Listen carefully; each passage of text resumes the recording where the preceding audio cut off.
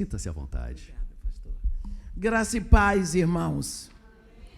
Eu quero convidar a igreja a abrir a Bíblia no livro de Atos, no capítulo 9.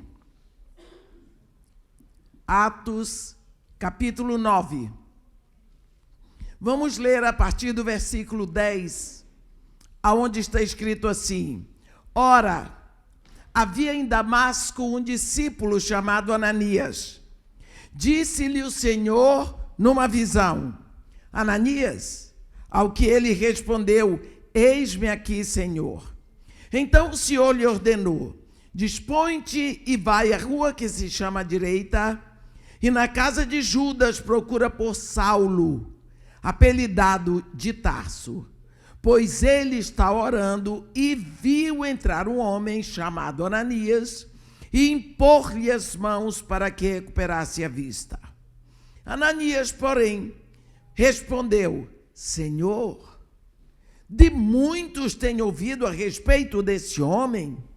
Quantos males tem feito aos teus santos em Jerusalém? E para aqui trouxe autorização dos principais sacerdotes para prender a todos os que invocam o teu nome. Mas o Senhor lhe disse: Vai, porque este é para mim um instrumento escolhido para levar o meu nome perante os gentios e reis, bem como perante os filhos de Israel. Pois eu lhe mostrarei quanto lhe importa sofrer pelo meu nome. Então Ananias foi e, entrando na casa, impôs sobre ele as mãos, dizendo: Saulo, irmão, o Senhor me enviou, a saber, o próprio Jesus que te apareceu no caminho por onde vinhas, para que recuperasses a vista e fiques cheios do Espírito Santo. Imediatamente lhe caíram dos olhos como que umas escamas, e tornou a ver. A seguir levantou-se e foi batizado, e depois de ter se alimentado, sentiu-se fortalecido. Então permaneceu em Damasco alguns dias com os discípulos. Amém. Quando nós falamos em discipulado, hoje é um termo que nós não temos usado muito. Mas quando Jesus Cristo ressuscitou, ele diz: todo o poder me foi dado nos céus e na terra. Ide, fazei discípulos de todas as nações, ensinando a eles tudo o que eu vos tenho ensinado. E eu estou convosco todos os dias até a consumação dos séculos. Quando nós olhamos a igreja hoje, até que ponto nós estamos envolvidos em fazer discípulos? Nós ouvimos falar muito de evangélicos, mas discípulos não ouvimos muito. Quando nós vemos que 70% da população do Rio de Janeiro é evangélica, e nós pensamos, se tivesse 50% de discípulos, a situação seria outra. Porque a diferença entre um discípulo e um evangélico é muito grande. O discípulo é aquele que aprende de Jesus, que ensina de Jesus, que tem a mente de Jesus, que tem prazer em obedecer e agradar ao seu mestre. E Jesus diz: fazei discípulos. Mas onde estão os discípulos? Como que se faz discípulos? Primeira coisa, Jesus, quando falou, e falou muitas vezes, só no Evangelho de João, Jesus Cristo dá 12 aulas sobre o Espírito Santo. Ele diz: ide, mas permanecei na cidade, até que do alto sejais revestidos de poder. Como vai acontecer isso? Recebereis poder quando vier sobre vós o Espírito Santo. E então serei meus testemunhos em Jerusalém, em toda a Judeia e Samaria e até os confins da terra. Em outras palavras, vocês não podem sair para fazer discípulos se o Espírito não estiver em vocês. Então, o primeiro requisito para que nós possamos ir fazer discípulos é que nós sejamos discípulos. E se nós somos discípulos, é porque o espírito do discipulado, o Espírito Santo, já está em nós. Isso tudo começa com o Espírito Santo. Aqui nós temos um trecho em que Paulo já tinha chegado em Damasco e no encontro dele com Jesus no caminho de Damasco, nós sabemos o que aconteceu. Ele caiu do cavalo, ele ficou cego e já foi levado pelos seus companheiros para Damasco. E a Bíblia diz: havia em Damasco um discípulo chamado Ananias. A Bíblia que está dizendo que Ananias era discípulo. Então, se a Bíblia está dizendo, ele era. O que significa que esse Ananias já tinha se rendido a Jesus Cristo, já tinha o Espírito Santo, era filho de Deus, tinha o nome dele escrito no livro da vida. E Jesus Cristo aparece para ele. E numa visão, Jesus fala com ele: Ananias, ele diz: eis-me aqui, Senhor. E Jesus dá uma incumbência para ele: dispõe-te e vai à rua que se chama Direita, e na casa de Judas procura por Saulo, apelidado de Tarso, pois ele estava orando e viu entrar um homem chamado Ananias e impor-lhe as mãos para que recuperasse a vista. Olhe bem, Paulo tinha acabado de ter um encontro com Jesus no caminho de Damasco, mas já estava orando. Aqui, Jesus Cristo dá uma visão para Paulo. Jesus Cristo mostra para Paulo Ananias entrando. Ele diz a Paulo o nome de Ananias, e Ananias, na visão de Paulo, impõe as mãos sobre ele e ele recupera a vista. E quando Jesus Cristo diz isso para Ananias, Ananias diz assim: o quê, Senhor? O quê? O senhor não sabe quem é este homem? Deixa eu lhe explicar. O senhor não conhece este homem. Porque todo mundo sabe, ele diz aqui: de muitos eu tenho ouvido a respeito deste homem, quantos males tem feito a sua igreja lá em Jerusalém. Porque Paulo estava razoando com a igreja. Aqui é depois que ele comandou a morte de Estevão e que começou a diáspora da igreja, porque por causa da morte de Estevão, a perseguição foi tão grande sobre a igreja em Jerusalém, que a Bíblia diz que todos, com exceção dos apóstolos, deixaram a cidade. Então Ananias está dizendo para Jesus: deixe este homem ficar cego, porque cego ele não vai perturbar.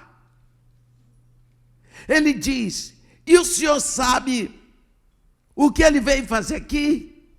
Ele trouxe autorização dos principais sacerdotes para prender a todos os que invocam o teu nome. É isso que ele veio fazer aqui? O senhor quer que este homem fique curado? Deixa ele cego. Olha o discípulo aconselhando o Senhor. Olha o discípulo dizendo para o mestre que ele sabe mais do que o mestre. Nós vemos aqui que esse discípulo, Ananias, era imaturo. Porque o discípulo imaturo é aquele que acha que ele pode cuidar do mestre, a tal ponto que ele protege o mestre. Quantas pessoas nós vemos discutindo por causa de Jesus? Jesus não precisa que eu o defenda, é ele que me defenda. Jesus Cristo ouviu toda a bobagem que Ananias disse, e depois ele diz assim: não, mas vai, porque ele é para mim um instrumento escolhido para levar o meu nome perante gentios e reis e também perante o povo de Israel. E eu lhe mostrarei o quanto vale sofrer pelo meu nome. Depois que Jesus se explicou para Ananias, Ananias disse: então se é assim eu vou. Mas Jesus Cristo teve que se explicar. Olhe o que é um crente imaturo. Quando ele entrou na casa de Judas, onde Paulo estava, ele foi entrando e foi se apresentando. Olhe o que ele faz. Olhe o que Ananias vai fazer. Ele chega lá, a Bíblia diz, foi entrando na casa, impôs sobre Paulo as mãos e diz: Saulo, irmão. Ele não cumprimentou ninguém. Ele entrou lá com autoridade. Saulo, irmão, o Senhor me enviou, a saber, o próprio Jesus que te apareceu no caminho de Damasco. Eu sei de tudo que aconteceu no caminho, Saulo. Eu sei que você caiu, eu sei que você ficou cego, eu sei de tudo, porque o Senhor, é assim comigo. Ele me diz tudo. Isso é outra característica do discípulo imaturo. Ele é mais espiritual do que todo mundo. Deus fala com ele mais do que fala com todo mundo. Deus revela mais para ele do que para todo mundo. Ele sabe melhor das coisas do que o próprio Deus. Ele pode todas as coisas na igreja porque ele é discípulo, mas ele é imaturo. Olha aqui esse Ananias. Ele foi entrando. O discípulo imaturo, ele é espaçoso. Ele é espaçoso, mas ele é discípulo. Quando a Bíblia fala sobre novo nascimento, a Bíblia está dizendo que espiritualmente nós nascemos como nascemos do corpo. E todo mundo que nasce do corpo, ele vai crescendo, ele vai amadurecendo, ele vai aprendendo até ficar adulto. E discípulos de Jesus Cristo, tem discípulo que está na alfabetização, tem aquele que está no 1º grau, 2º grau, 3º grau, universidade, PhD, mas todos são discípulos, porque só tem um mestre. Por isso, quando nós vemos os nossos irmãozinhos fazendo algumas bobagens na igreja, quantas vezes nós pensamos: fulano precisa de conversão? Será que aquilo é crente? É. Pode bem ser filho de Deus, imaturo. E nós precisamos ter paciência com eles. Precisamos. Eu me lembro que um dia eu tinha acabado de chegar do Canadá. E eu cheguei no Rio de Janeiro, fui em casa, peguei outra mala para voltar para o aeroporto Santos Dumont e pegar um voo para Vitória. Porque de lá eu tinha que pegar um carro para ir para Cachoeiro Itapemirim, que eu tinha que pregar à noite em Cachoeiro Itapemirim. E quando eu entrei na igreja, lá em Cachoeiro, eu sempre tenho a mania de ir para o primeiro banco, ficar no cantinho, porque acho que de lá fica mais perto de vir para o púlpito, não precisa sair desfilando pelo meio da igreja. Que eu sentei lá. Depois veio um rapaz que estava assim do outro lado, chegou lá, parou na minha frente e disse assim: um dia você vai ter um passaporte. Eu tenho passaporte desde os 9 anos de idade. Você ainda vai entrar no avião e você vai sair do país. Eu tinha acabado de chegar de fora do país. Eu vejo até uma carteira de motorista na sua mão. Eu tirei carteira de motorista, tinha 18 anos, na Bahia. Ele disse tanta coisa para mim. E eu fiquei ouvindo. Eu fiquei ouvindo. Aí depois ele sentou. Na hora que o pastor me chamou e me disse que eu tinha chegado do Canadá, que eu estava cansada, mas apesar disso eu tinha ido para lá, eu fiquei com pena do rapaz. Ele nunca mais apareceu perto de mim.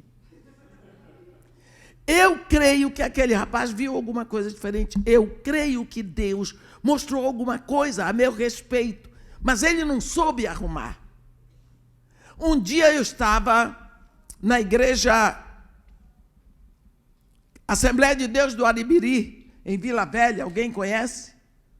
Pois é, lá no Aribiri. Era um congresso de mulheres. E quando eu acabei de pregar, de tarde, que teve a pregação da tarde, e depois teria a noite, veio uma senhora e disse para minha irmã, preciso lhe falar. Eu digo, diga, minha filha. Deus me mostrou que a senhora vai pregar no Canadá. Eu disse para ela, eu estava orando, porque eu devia vir para a Inglaterra no dia 4 de janeiro. E quando ela falou comigo, era início de dezembro. E eu estava querendo uma confirmação de Deus, que era um trabalho junto com o Billy Graham. E eu queria saber, eu queria ter uma decisão firme, porque era muito tempo que eu tinha que passar no Reino Unido. Então, eu disse para ela, querida, me diga como foi. Deus me mostrou a senhora pregando dentro de uma igreja grande, uma igreja bonita. Lá fora tinha muita neve, dentro da igreja só tinha gente branca, loura, com roupa de frio. E isso é o Canadá, porque eu já trabalhei na casa de canadenses. Ora, Deus deu a visão certinha para ela. Eu disse para ela, minha filha, vem cá. Quando Deus lhe der uma visão, diga o que foi que você viu. Você me viu pregando dentro de uma igreja, num país que estava no inverno, com muita neve, um país muito frio. Foi só isso. Você viu a bandeira do Canadá? Não. Então pronto. A bandeira do Canadá foi por sua conta. Eu disse para ela, eu estou querendo de Deus uma confirmação para eu ir para a Inglaterra no dia 4 de janeiro. Deus deu a você e você trouxe para mim. Mas não é o Canadá, é a Inglaterra. Você está vendo? Ela teve a visão certinha. Deus deu a ela para ela entregar para mim, mas ela botou a visão, a bandeira do Canadá no meio da história. Nós precisamos, se Deus nos dá a visão, entregar aquilo que nós vimos. Eu vi isso. Onde era não, era assim, só. Nada mais. Este aqui, ele entrou com a parte dele para dar conselho para Jesus. Ora, se Jesus disse para ele, dispõe-te e vai à rua que se chama direita, e na casa de Judas, procura Saulo, apelidado de Tarso, porque ele está orando e viu entrar um homem chamado Ananias, impôs sobre ele as mãos para que recupere a visão. Sim, senhor, já vou. Não, o senhor não sabe que esse homem, deixa eu lhe explicar. Só faltou dizer, ele é uma peste. O senhor sabe o que ele veio fazer aqui? Ele trouxe liberação dos sacerdotes para prender a todos os que invocam o seu nome. Está querendo que o homem fique bom? Você entende? Ele entrou com a parte dele. Discípulo obedece. Nós, às vezes, vemos pessoas de Deus cometer enganos por falta de maturidade. Então, a nossa parte, como filhos de Deus, é compreender que todos nós somos pecadores E todos nós somos filhos de Deus, e todos nós estamos em crescimento, em preparo, cada um no seu grau. Ninguém está pronto, e o único mestre é Jesus. Eu vou dar exemplo de um outro discípulo aqui mesmo em Atos, no capítulo 8.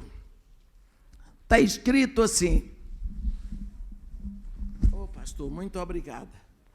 Está escrito aqui em Atos 8, no versículo 26.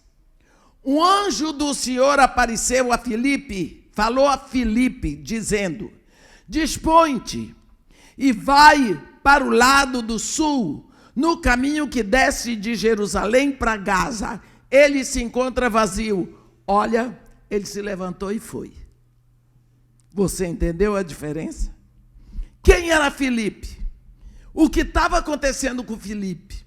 O ministério de Filipe estava um espetáculo na Samaria. Hoje eu diria, era o de maior ibope, de maior visualização. Aquele igrejão fora do comum. A Bíblia diz que ele desceu a Samaria, as multidões atendiam unânimes as coisas que Filipe dizia, ouvindo e vendo os sinais que ele operava, pois os espíritos imundos de muitos possessos saíam gritando em alta voz, e muitos paralíticos e coxos foram curados, e houve grande alegria naquela cidade. Pensa que ministério é esse? Nesse ministério, as multidões vindo, o anjo aparece para Filipe e diz: dispõe-te, vai para o lado do sul, no caminho que desce de Jerusalém para Gaza. Ele se encontra vazio. Filipe se levantou e foi. Se fosse eu dizer: e aqui como é que vai ficar? Como é que essa igreja vai ficar aqui assim? Quem é que vai ficar tomando conta? O povo vai ficar disperso. Mas o anjo falou, ele obedeceu. Porque a obediência é pronta e absoluta. Foi, andou, porque o caminho que desce de Jerusalém para Gaza fica distante de Samaria. Quando chegou, lá ele pensou: lado do sul, o caminho que desce de Jerusalém para Gaza é aqui. O anjo me mandou para cá. Ficou lá. Lá era o lugar. Observou e ele viu que vinha descendo uma carruagem. Quem vinha dentro da carruagem? Era um eunuco, que era o ministro da fazenda da Etiópia. Ele era o responsável por todo o dinheiro, por todos os bens da rainha dos etíopes. E quando ele vinha descendo, ele vinha lendo o livro. E aqui diz assim: eis que um etíope eunuco, alto oficial de Candace, rainha dos etíopes, o qual era superintendente de todo o seu tesouro, que viera adorar em Jerusalém, estava de volta, assentado no seu carro. Vinha lendo o profeta Isaías. O Espírito Santo disse para Filipe: aproxima-te deste carro e acompanha-o. Este homem ia descendo de Jerusalém, na Ásia, ele ia para a Etiópia. Então, os cavalos que puxavam aquele carro dele, que era a carruagem dele, eram velozes, eram prontos. Mas o Espírito disse para Filipe: aproxima-te e acompanha. Eu sempre digo para os jovens: Deus precisa dos seus joelhos, porque Ele não ia me mandar, com a minha idade, acompanhar um carro puxado por cavalo. Filipe não duvidou.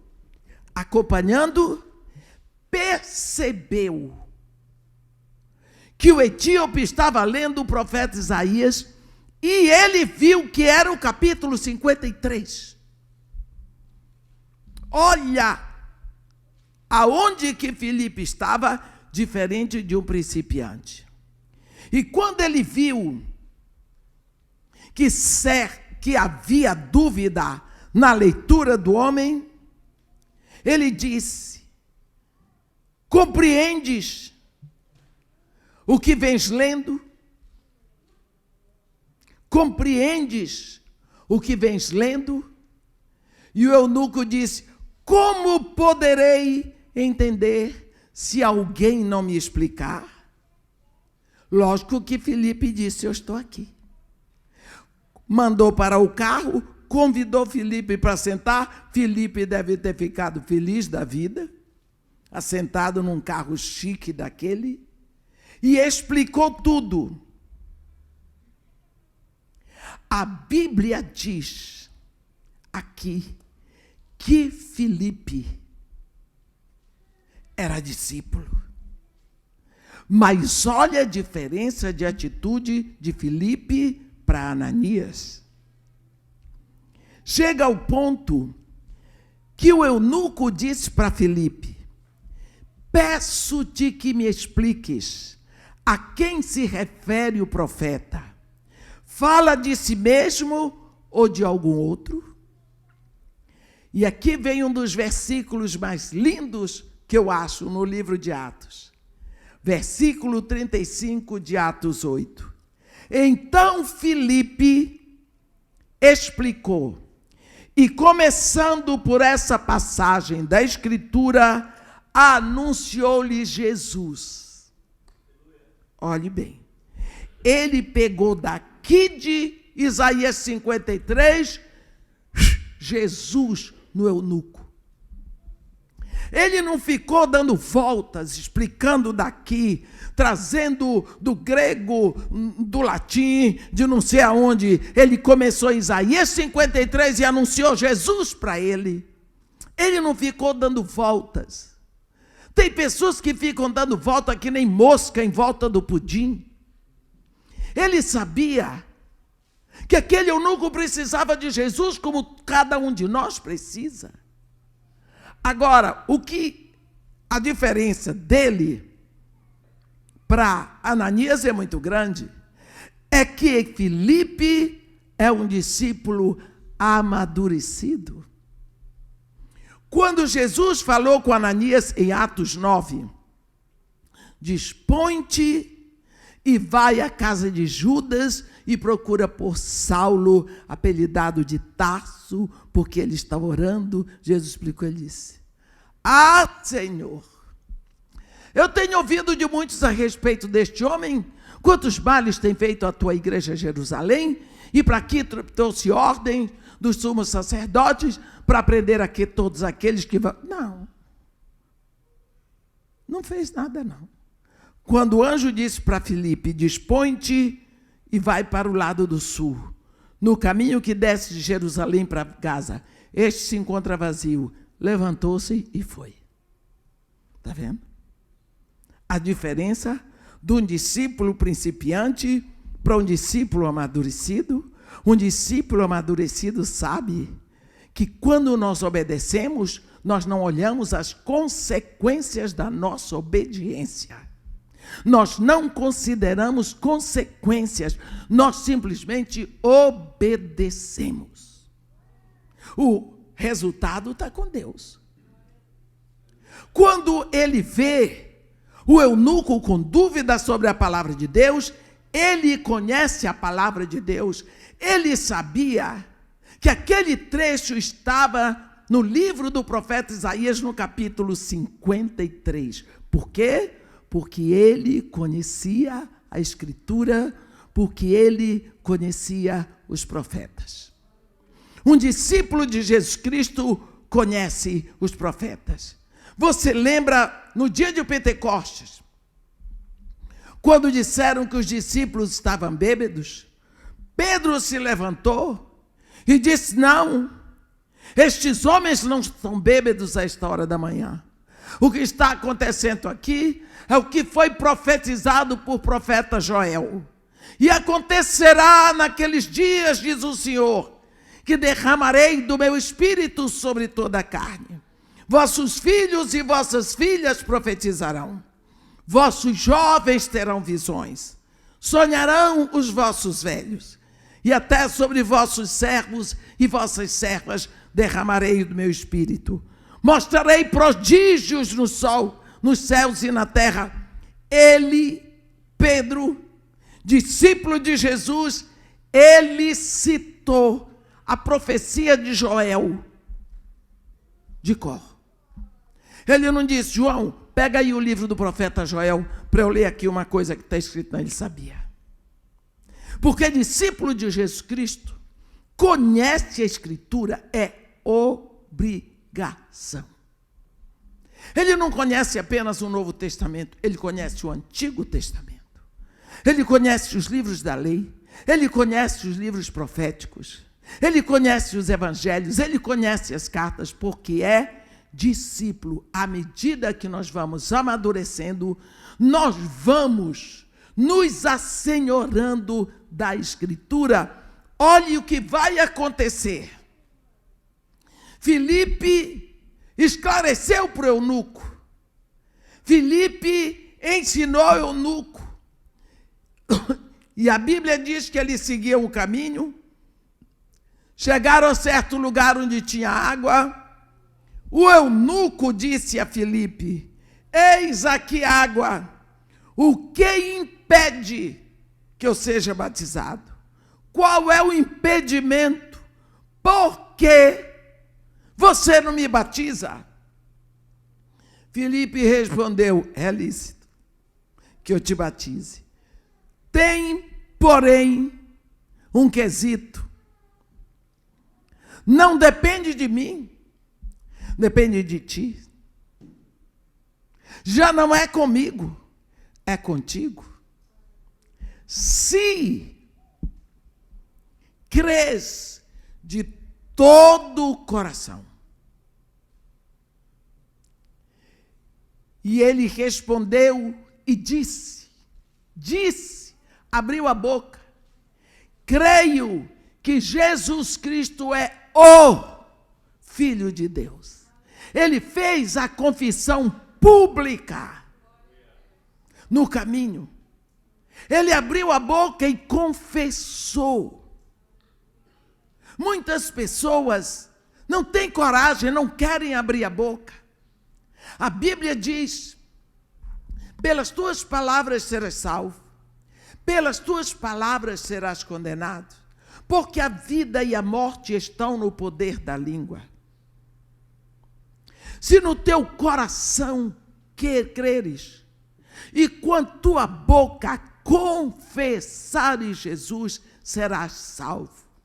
Porque no coração se crê para a justiça, mas com a boca se confessa para a salvação. É preciso que você diga. É preciso. Você vê, quando ele diz: eis aqui tem água, que impede que eu seja batizado? Filipe disse: é lícito, mas tem uma coisa aqui. Se tu creres de todo o coração, não é só um pouquinho, não. E ele abriu a boca e disse: eu creio que Jesus Cristo é o Filho de Deus. Então Filipe disse: agora é com você e ele. Mandou parar a carruagem, desceram as águas. Filipe batizou o eunuco. Quando saíram da água, o Espírito Santo arrebatou Filipe para Azoto. E o eunuco, quando procurou Filipe, já era. Foi embora o caminho dele, cheio do Espírito, para onde? Para a África. O Evangelho entrou na África.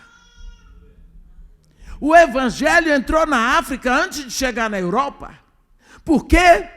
Pelo ministério de um discípulo amadurecido, Filipe, que sabia o suficiente para introduzir Jesus na vida de um africano. Quantas vezes nós esquecemos de coisas tão pequenas Quantas vezes você esquece que pregando Jesus para uma pessoa, você está introduzindo Jesus numa família todinha. Um se converte, o outro, e vai aquela escala enorme de conversões numa família, porque você falou para um. Filipe era um discípulo amadurecido. Mas será que ele sempre foi amadurecido? Vamos ver Filipe. Aqui no capítulo 14 do Evangelho de Jesus Cristo segundo João, vamos ver alguns foras que Filipe dá. No capítulo 14 de João, um dia eles estavam lá sentados e Jesus estava falando com eles: olha, não se turbe o vosso coração. Credes em Deus, crede também em mim. Na casa de meu pai há muitas moradas. E se assim não fora, eu vou-lhe teria dito. Pois eu irei e vos prepararei lugar. E quando eu tiver ido e tiver preparado lugar, voltarei e vos receberei para mim mesmo, para que onde eu estou estejais vós também. E vós sabeis o caminho para onde eu vou. E aí Tomé, que era o malcriado da turma, que Tomé era horrível. Nós não sabemos para onde o senhor vai, quanto mais saber o caminho. Não é? Jesus disse para ele: Tomé, eu sou o caminho e a verdade e a vida. Ninguém vai ao Pai, senão por mim. Se vós me tivesseis conhecido, conheceríeis também meu Pai. Desde agora o conheceis e os tem visto. Filipe disse: Senhor, como é que diz? Para com isso. Mostra-nos o Pai. Isso nos basta. Quer dizer, para com xaropada, mostra o Pai para nós. Vamos embora. Filipe. E Jesus diz para ele: Filipe, há quanto tempo eu estou convosco e não me conheceis? Quem vê a mim, vê ao Pai. Como tu dizes, mostra-nos o Pai. Olha, Filipe, imaturo. Quer ver outro momento do Filipe do passado, imaturo? Lá no capítulo 6, não é, de João, aqui, quando Jesus Cristo diz, no capítulo 6, a segunda Páscoa de Jesus com seus discípulos, quando Jesus estava sendo seguido pela multidão, e ele sobe num lugar, e ele ergueu os olhos e viu que grande multidão o seguia.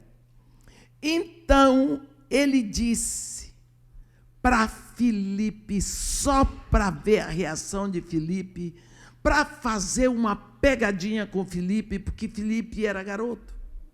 Ele diz: Filipe, onde compraremos pães para lhes dar de comer? A Bíblia diz: mas dizia isto para o experimentar, para ver a cara de Filipe, para ver a reação de Filipe, porque ele bem sabia o que estava para fazer. Filipe, coitado, não lhes bastariam 200 denários de pão para receber cada um seu pedaço. De outras palavras, Senhor, para de pensar isso, desiste disso.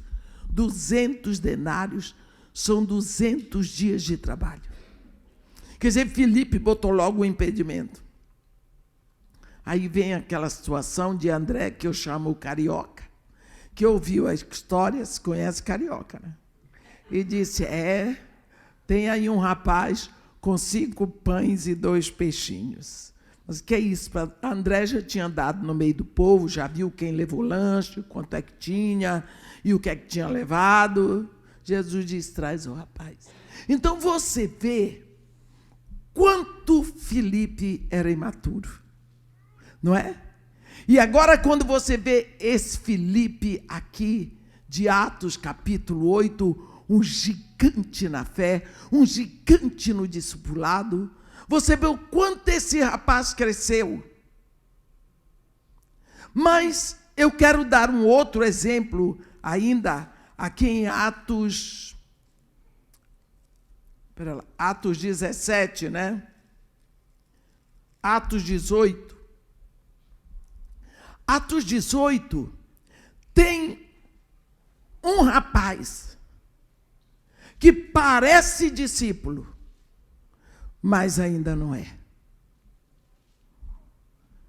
No capítulo 18 de Atos, no versículo 24, diz assim: nesse meio tempo chegou a Éfeso um judeu. Olha esse rapaz. Dificilmente, meus irmãos, nós vamos encontrar o doutor Lucas, que é o escritor de Atos, dizendo tantos elogios a respeito de uma pessoa, como ele vai dizer de Apolo. Olha como ele fala de Apolo. Nesse meio tempo chegou a Éfeso um judeu natural de Alexandria, quer dizer, ele é um homem culto, porque Alexandria tinha a maior biblioteca daquela época. Alexandria era o lugar das pessoas que liam muito, que eram muito cultas, pessoas muito eruditas. Então, ele é um judeu erudito, chamado Apolo, homem eloquente e poderoso nas Escrituras. Está vendo? O que nós precisamos tanto hoje, que nós temos visto tanto nos púlpitos, um tal de nós vai e nós vem. Este era eloquente e poderoso nas Escrituras. Era instruído no caminho do Senhor, mas, sendo fervoroso de espírito, falava e ensinava com precisão a respeito de Jesus, conhecendo apenas o batismo de João. Sujou. Lá no final, sujou. Esse é o homem que toda mãe quer para genro dela. Toda mulher que tem uma filha na igreja quer esse genro aqui, Apolo. Se ela não lê o último pedaço, conhecia só o batismo de João. Quer dizer, ele não tinha o Espírito Santo. E sem o Espírito Santo, a Bíblia se torna um livro de história. Não é? Para você ser discípulo, precisa ter o Espírito Santo. Senão, nem você é discípulo, nem pode fazer discípulo. E ele começou a falar ousadamente na sinagoga. Ouvindo-o, porém, Priscila e Áquila tomaram-no consigo e com mais exatidão lhe expuseram o caminho de Deus. Priscila e Áquila eram discípulos de Paulo. O que eu quero dizer é que o fato de você falar muito bem, de você saber muito bem o português, de você conhecer tudo da Bíblia, não se impressione com isso, porque o diabo sabe de cor. Quando ele foi tentar Jesus no deserto, você viu que ele sabia os versículos de cor. Está vendo? Às vezes nós nos impressionamos, porque a pessoa fala muito bem, a pessoa é muito culta, e o que tem isso a ver com vida espiritual? Esse é um deles. Do jeito que Lucas nos apresenta Apolo, eu até acho que ele era bonito, só faltou dizer que o homem era bonito. Mas com tudo isso aqui, devia ser, né? Não tinha o Espírito Santo para falar bem, para saber muito, para ter muita cultura, não precisa do Espírito Santo. Para ser discípulo de Jesus Cristo, sim. E para fazer discípulo, sim. Quantas vezes ele conhecia o batismo de João? E nós lembramos quando João diz: eu vos batizo com água para arrependimento. Mas depois de mim veio um varão, de cujas sandálias eu não sou digno de desatar as correias. ele vos batizará com fogo e com o Espírito Santo. Nós precisamos do batismo de Jesus. Por quê? Lembra lá em Lucas, no capítulo 12, no versículo 49, Jesus diz assim: eu vim para atear fogo sobre a terra, e bem quisera que já estivesse a arder. Você diz, como? Jesus é o incendiário? É ele que está falando. Está escrito lá.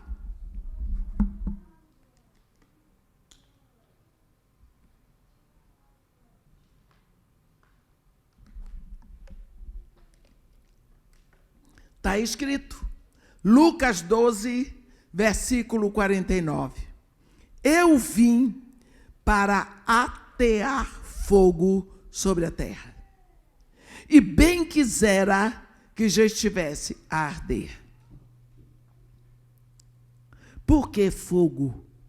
Nós sabemos que o fogo é um dos 8 símbolos do Espírito Santo que tem na Bíblia. Mas aqui Jesus não está falando de fogo como símbolo do Espírito Santo.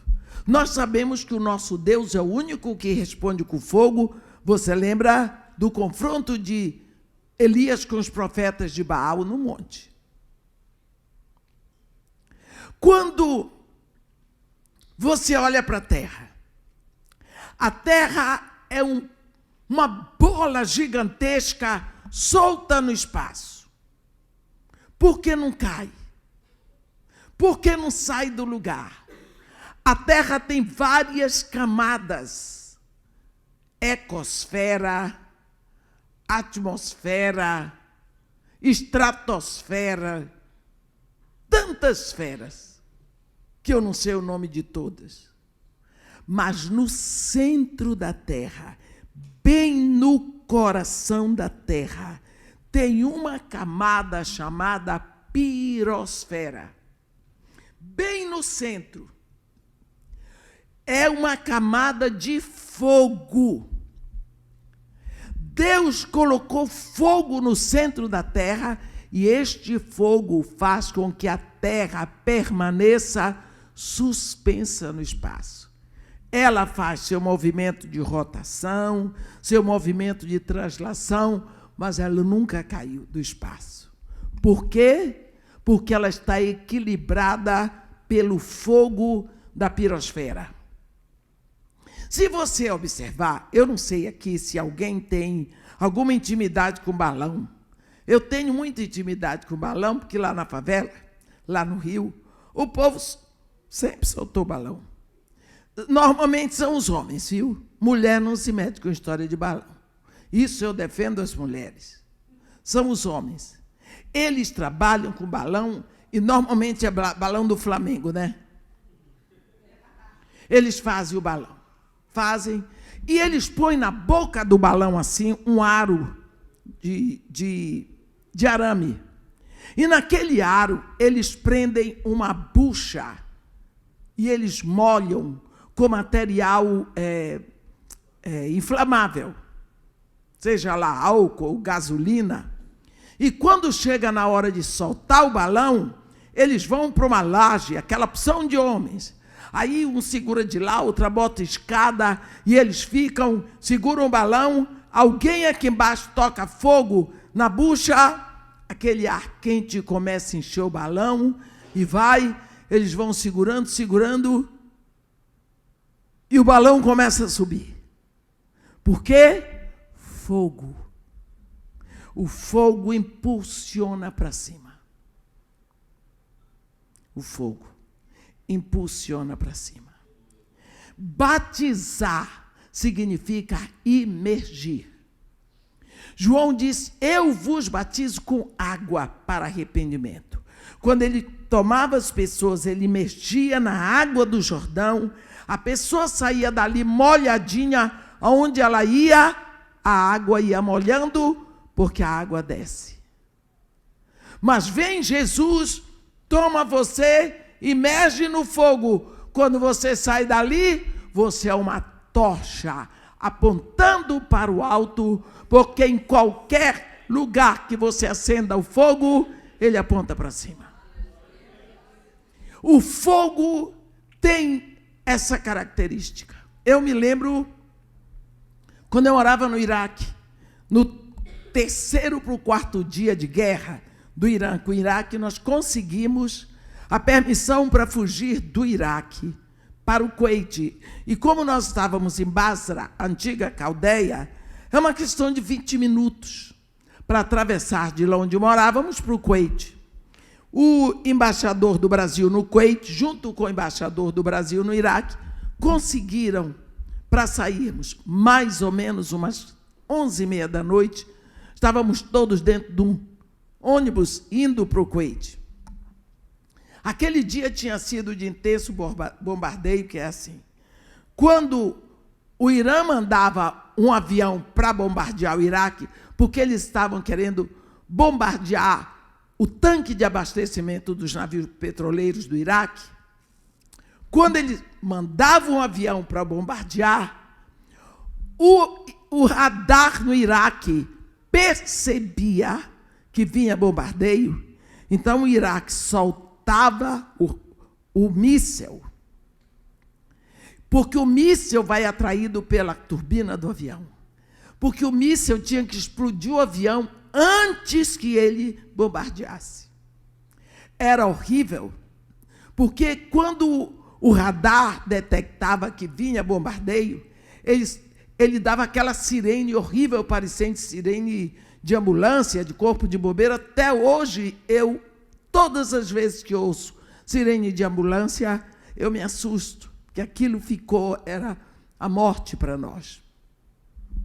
Na hora que nós saímos do Iraque, já por volta de 11 horas da noite, que nós estamos atravessando o deserto de Abadan, nós ouvimos a sirene do radar e sabíamos, vem bombardeio. O deserto escuro, escuro. O ônibus apagado. Quem ia dirigindo era o Zuher, o motorista que conhecia bem o deserto, porque não podia acender luz, para não chamar a atenção da aeronáutica iraniana. Nós vimos quando o míssil fez e atingiu o avião antes que ele bombardeasse. Houve uma explosão tão forte no ar que sacudiu o ônibus em terra. De uma hora para outra, a noite tão escura, que era quase meia-noite, virou dia, como se fosse meio-dia. Aquele avião se transformou numa bola gigantesca, incandescente. As gotículas de combustível do avião, pegando fogo, se espalharam, pareciam milhões e milhões e milhões de estrelas no ar. O avião, pegando fogo, virou uma bola que parou, meus irmãos, parou no ar. O avião virou uma bola de fogo parada no ar. A impressão que eu tenho é que ficou ali umas 2 horas, mas não é, foram alguns minutos. Parou. E depois, aquelas estrelinhas iam apagando e caindo, e o avião, pouco a pouco, fazia assim, parecia uma folha seca no ar, balançando no vento. Aquela fuselagem toda, balançando no ar, leve, leve, fogo. O fogo, ele torna os elementos leves, ele retira do chão. É por isso que a terra permanece no ar, por causa da camada de fogo. Fogo. Quando Jesus vem para dar o batismo de fogo, muita gente, porque hoje ninguém ensina mais nada, não sei o que a gente está fazendo na igreja, não se ensina mais a palavra de Deus, A escola dominical foi relegada. Eu não sei que mal fez a escola dominical, mas tiraram. É como os hinos, que também tiraram. Parece que estava fazendo mal, mas deixa para lá. Isso não vai resolver o caso eu falar. O pessoal acha que batismo de fogo é sair sapateando, gritando, pulando, sambando, porque é batismo de fogo. Será que o Espírito Santo veio na vida da gente para a gente fazer palhaçada? Quando Jesus Cristo lhe dá o batismo de fogo, ele começa a tirar você do mundo. Não é do planeta Terra. Você começa a sair do mundo. É isso o batismo de fogo. Ele vos batizará com fogo e com o Espírito Santo. Quando Jesus Cristo vem lhe dar o batismo dele, ele imerge você no fogo dele e você começa a sair do mundo. É por isso que quantas vezes você olha para trás e diz, gente, mas como é que eu gostava tanto de determinada coisa? Gostava de um pagode. Gostava do pagode. Outro dia eu encontrei com um irmão muito querido, muito engraçado, numa igreja lá em Orlando. Ele disse, irmã, a senhora conhece o melô da sogra? Eu disse, menino, o que é isso? Ele começou a cantar para mim, disse, irmã, tem 20 anos que eu não canto um pagode. Eu não entendo como eu perdi o gosto pelo pagode. Irmã, eu sabia tudo quanto era pagode, tudo quanto era melô, tudo. Ele ia lá para Império Serrano. Final de semana dele era no Império Serrano. Ele disse, eu não sei explicar como é que eu deixei. Eu não sei lhe explicar. Eu disse, eu sei. Você se rendeu a Jesus Cristo? Lógico. Eu disse, então, aí, começou aí. Ele lhe deu o batismo de fogo. E você, sem perceber, você está sendo retirado do mundo. É por isso que os parentes dizem assim, o pastor fez lavagem cerebral nele. Não foi o pastor. O pastor não faz lavagem cerebral em ninguém. Pastor verdadeiro não faz isso. É que ele recebeu o batismo de fogo.